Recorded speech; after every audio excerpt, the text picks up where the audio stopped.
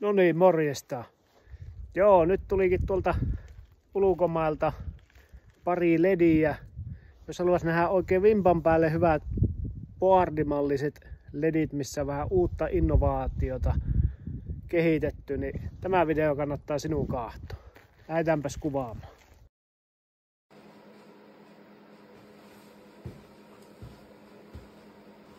No niin, nyt ollaan tultu tänne PP Studioon. Ja tässä tosiaan on ulkomailta tullut, olikohan tämä 220 wattinen boardi. Ja sitten oli noin 100 wattinen. Niin kuin näkyy, en ole niihin vielä tutustunut yhtään. En tiedä näistä yhtään sen tarkemmin muuta kuin mitä netistä on lukenut. Ja siihen minulla löytyy sitten tämmönen Fotopio bar-mittari tai UMOL-mittari, millä nähdään kuinka tehokkaita nuo ledit toivon mukaan on. Aletaanpas avaamaan tuota pakettia.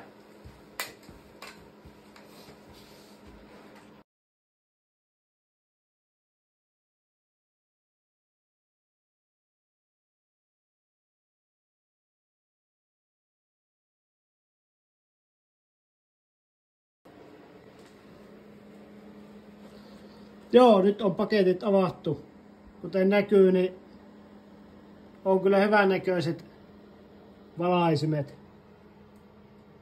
Hortiguru. Kelepaa kokeneemmallekin kasvattajalle.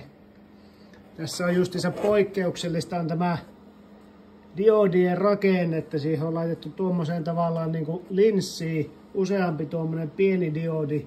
Ja tämä sitten heijastaa sen valoa paljon tasaisemmin laajemmalle alueelle, että ei tule niin sanottuja hotspotteja tai muitakaan. Täältä löytyy sitten valaisimen selkäpuolelta totta kai Minwellin virtalähe. Tämähän on markkinoiden paras virtalähe. Ja tässä on tosiaan 220 wattia tehoa. Ja sieltä löytyy tehonsäätö. Ja myös nämä valaisimet voi, jos sulla on kaksi samanlaista valaisinta, voit ne linkata keskenään toisensa kiinni. Ripustimet tulee mukana, vaijerit tulee mukana. Valmiiksi kytketty, ei mitään hemmetin sähkötöitä tarvitse tehdä. Sitten on Hortigurun 100 wattinen. No, katsotaanpas se myöhemmin. Joo, nyt tässä on sitten ripustettu Hortigurun 100 wattinen boardi. Minulla on tässä myös tämä Fotopion UMOL-mittari, perushyvä kampe mitata valaisimien tehokkuutta kasveille. Tässä minulla on 80 x 80 senttinen pöytä. Voi jo muutama sentin heittää pienemmäksi, mutta etäisyyttä on noin metri. Ja toivottavasti se valokin on suunnilleen suorassa. Näin tuohon valmiiksi laitoin päälle jo, mutta katsotaanpas mitä tämä mittari antaa lukemia. Laitetaan se tuohon noin pöydän keskelle. No nythän siinä ei tietysti minimiteho 13 UMOLia. Aletaanpas vääntämään tuolta tehoja. Nyt on vähän alle 40% käytössä tehosta, eli 40 wattia, niin 38 UMOlia. Tämmönenkin valo riittäisi ihan hyvin jollekin pienille pistokkaille, just siemenestä avautuville iduille tai näin. Väännetäänpä se kerralla tuonne tappiin asti. No niin, nyt se on täydellä teholla metrin etäisyydeltä, joka on tuo ihan keskellä 102 UMOlia. Ei ole myöskään mikään turha kampe tämä. Katsotaanpas tästä sitten vähän eri etäisyyksiä. Tuohon kun heitetään puoleen väliin 460 50 sentin päästä. Kyllä chilit tykkää. Tuosta vielä oikein lähelle 10 sentin etäisyydeltä 1800. 1800. Kyllä muuten menee jo kukinnassakin helposti jo överiksi tällä valolla.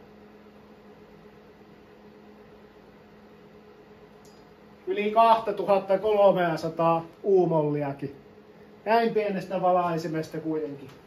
Ei enää 250 natiikka, niin voit heittää se roskakoppa. Ledit on niin kova juttu nyt. Tänne kun lähdetään viemään sivuun, täälläkin edelleen 226. On kyllä, nyt täytyy kyllä positiivisesti yllättyä, että nyt on kyllä kehittänyt tosi hyvää valaisimen, että mitä itsekin on näitä tässä parin vuoden aikana ledejä tutkinut ja mittaillut, niin tämä on kyllä erityisen tämmönen omaperäinenkin, että on hieno brändäys tehty, laadukas virtalähe, valmiina nämä vaijerit, ripustimet, joskus ärsyttää kun eivät laita niitä ripustimiakaan mukaan, niin sitten niitä pitää kaivella. Ja tehosäätö. Ja tämä tosiaan tämä dimming-portti, niin siinä tulee mukana nettikaapeli, niin kuin näkyy onko tuo nyt Ethernet-portti. Sen voi laittaa sitten toiseen valaisimeen kiinni, niin silloin se säätö toimii tästä yhdestä valaisimesta ja ei tarvitse kuin yhden virtajohon, niin on kätevä. Mutta joo, tämmöiset valaisimet on Hortiguru ja minä olin Väinö VP-luksista. Ja muistakaa tykätä tästä, jakaa kavereille ja kertoa VP-luksista kaikille. Se on morjens!